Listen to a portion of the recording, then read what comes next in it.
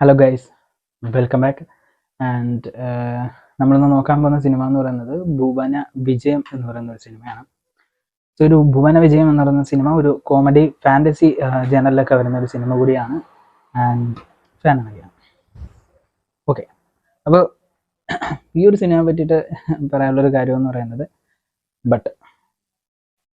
Video ആദ്യമായിട്ട് കാണുന്നവരാണെങ്കിൽ support ചെയ്യുക, സബ്സ്ക്രൈബ് ചെയ്യുക, തൊട്ടടുത്ത് ബെല്ലൈക്കനുണ്ട്, അത് ക്ലിക്ക് ചെയ്യുക. ഞാൻ ചെയ്യുന്ന മറ്റു വീഡിയോയിലൊക്കെ നോട്ടിഫിക്കേഷൻസ് ഓരോന്നായിട്ട് വരുന്നതായിരിക്കും.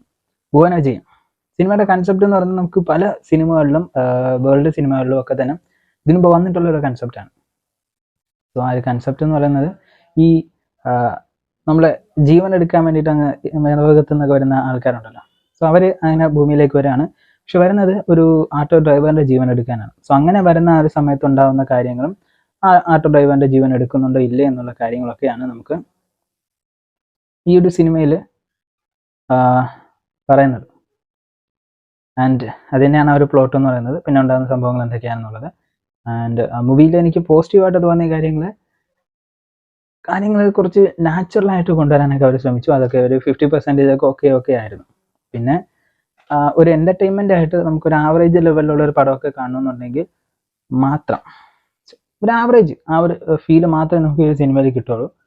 ആൻഡ് പെർഫോമൻസ് കാര്യങ്ങളൊക്കെ ഓക്കെയാണ്. പക്ഷെ അതൊന്നും അല്ലല്ലോ നമ്മൾ മെയിനായിട്ട് പറയാനുള്ള കാര്യം എന്ന് പറയുന്നത്. എന്താണ് ഈ ഒരു സിനിമ നമുക്ക് തരുന്ന ഒരു എക്സ്പീരിയൻസ് എന്ന് വെച്ച് കഴിഞ്ഞാൽ, ഒരു